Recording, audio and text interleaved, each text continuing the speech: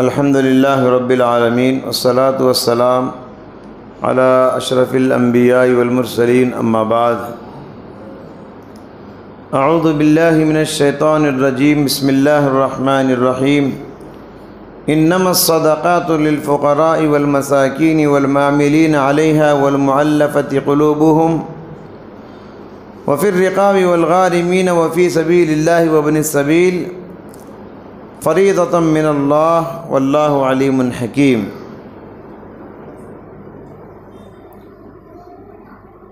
محترم حضرات و خواتین، مصارف زکوٰۃ آج آپ کے پیش خدمت ہیں۔ زکوٰۃ کے مسائل آپ روزانہ سن رہے ہیں۔ آج انشاءاللہ زکوٰۃ کا مال، اس کے حقدار کتنے قسم کے لوگ ہیں، 8 قسم کے لوگ اس آیت میں بتائے گئے۔ یہ 8 قسم کے مد ہیں، یہ 8 قسم کے مصارف ہیں زکوٰۃ کے۔ زکوٰۃ انہی 8 قسم کے لوگوں کو دینا چاہیے، تبھی آپ کی زکوٰۃ کا مال قبول ہوگا۔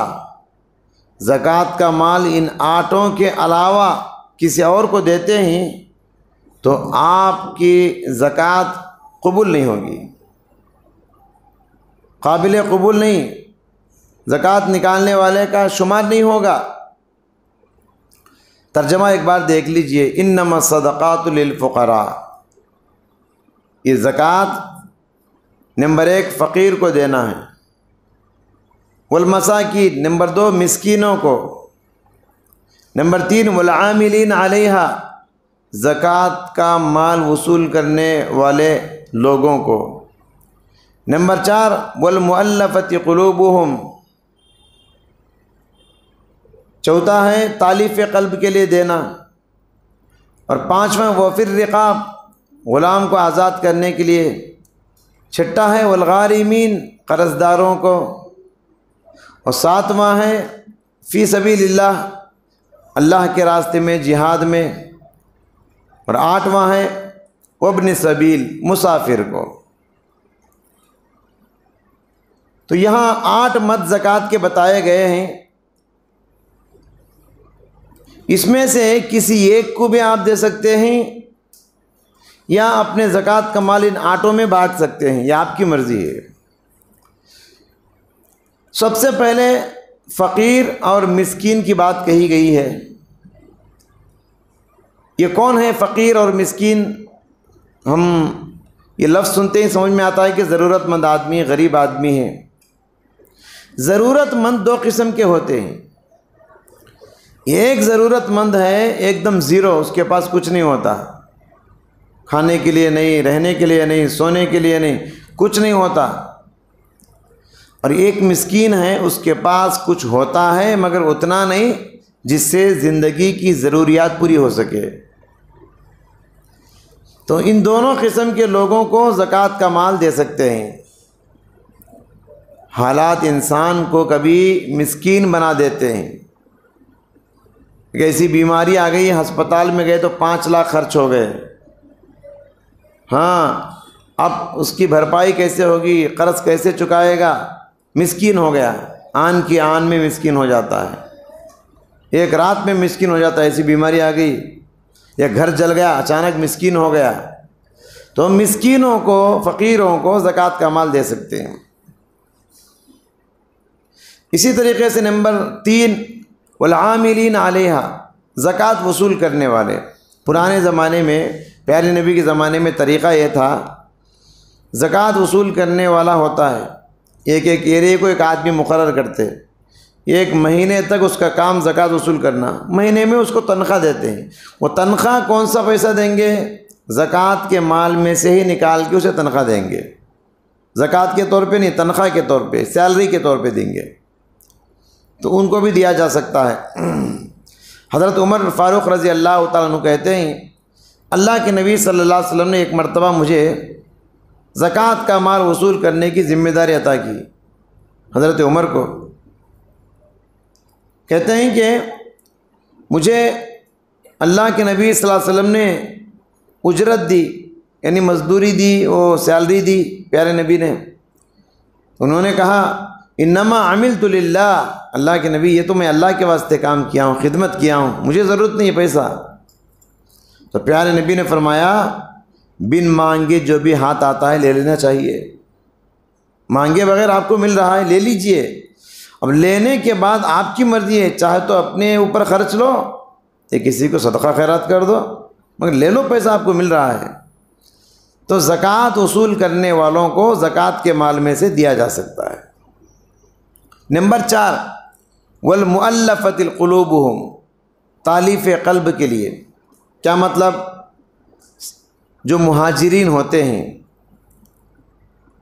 اپنے مذہب کو چھوڑ کے اسلام قبول کرتے ہیں، اور اسلام قبول کرنا اور ہجرت کرنا یہ بہت بڑی قربانی ہے، جائیداد کو چھوڑنا پڑتا ہے، رشتہ داروں کو چھوڑنا پڑتا ہے، کبھی اپنے شہر کو چھوڑنا پڑتا ہے اسلام کو بچانے کے لیے، ایمان کی حفاظت کے لیے۔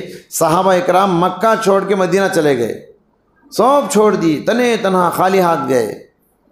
تو جو مہاجر ہوتے ہیں جو اسلام قبول کیے ابھی ابھی، ایسے لوگوں کو بھی بندوبست کرنا زکوٰۃ کے مال سے، اسلام اس کی تعلیم دیتا ہے، کیونکہ بہت سارے نو مسلمین ان کے لیے بڑے چیلنجز ہوتے ہیں، پورے خاندان سے دشمنی مول لیتے ہیں، ماں باپ سے دشمنی مول لیتے ہیں اسلام قبول کر کے۔ ان کے بچوں کا کیا ہوگا؟ اسکول کی فیس ہوتی ہے، اور اسی طریقے سے ان کا بزنس کیا ہوگا؟ نیا بزنس شروع کرنا ہوتا ہے، ان کے گھر کا کرایہ وغیرہ ہوتا ہے، یہ سب مسائل ہوتے ہیں۔ تو مہاجرین کو، نو مسلمین کو زکوٰۃ کا مال دیا جا سکتا ہے۔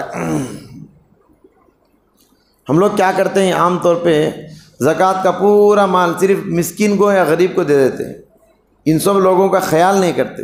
زکوٰۃ دیتے وقت ایسے لوگوں کا خیال کرنا چاہیے، کہیں غیر مسلم نو مسلمین ہیں کیا، ان کو بندوبست کرنا چاہیے۔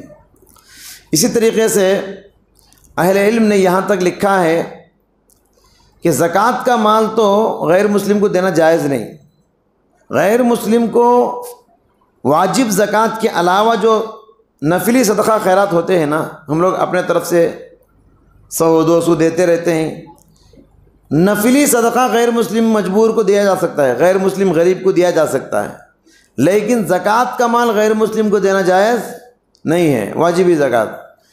اہل علم نے لکھا ہے اگر غیر مسلم کو دینے سے عامۃ المسلمین کی مصلحت ہے، عام مسلمانوں کا اس میں فائدہ وابستہ ہے۔ مثال کے طور پہ زکوٰۃ کا مال اگر آپ غیر مسلم کو دیں گے، وہ غیر مسلم مسلمان کے فیور میں بات کرے گا، دے سکتے ہیں آپ اس کو۔ زکوٰۃ کا مال غیر مسلم کو دینے سے وہ مسلمانوں سے دشمنی روک لیتا ہے یا مسلمانوں کے فیور میں بات کرتا ہے، سپورٹ کرتا ہے، تو ایسی صورت میں غیر مسلم کو بھی زکوٰۃ کا مال دیا جا سکتا ہے، یہ اہل علم نے لکھا ہے۔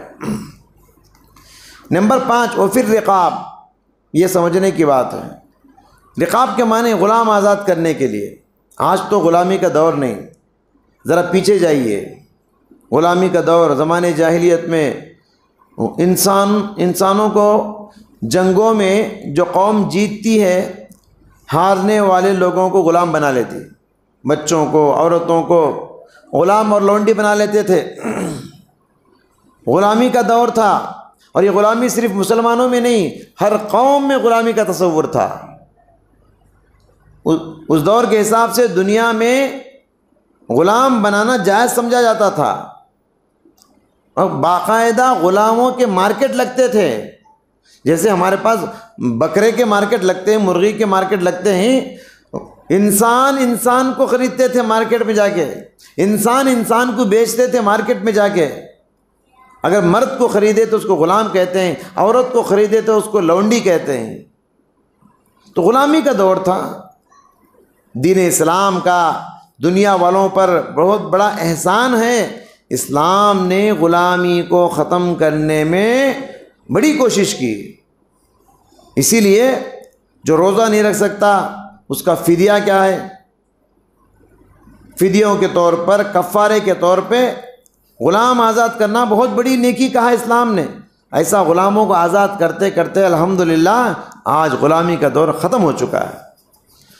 تو زکوٰۃ کے جو 8 مصارف ہیں اس میں سے ایک مصرف، ایک مد غلاموں کو آزاد کرنے کے لیے اسلام نے رکھا ہے. تو آپ اندازہ لگا سکتے ہیں اسلام نے غلامی کو ختم کرنے میں کتنا بڑا رول ادا کیا. اب آپ کہیں گے پھر کیا کریں گے، آج تو غلام نہیں. ہاں جی، لیکن آج بھی غلام ہیں. کون؟ جو جیلوں میں ہیں، جو قید خانوں میں ہیں، جو سلاخوں کے پیچھے ڈال کے 10 سال 20 سال ہو گئے. ایسے لوگوں کو آزاد کرانے میں ہم کو زکوٰۃ کا مال دینا چاہیے. جیل میں جانے والا ہر آدمی گنہگار ہونا کوئی ضروری نہیں. جی، کتنے مسلم نوجوان ہیں صرف شک کی بنیاد پہ اندر ڈال دیے.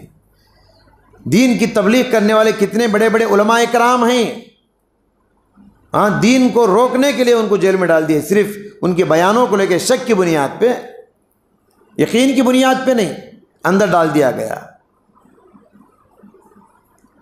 حضرت یوسف علیہ السلام کو بھی جیل میں ڈالا گیا. کیا گناہ کیا انہوں نے؟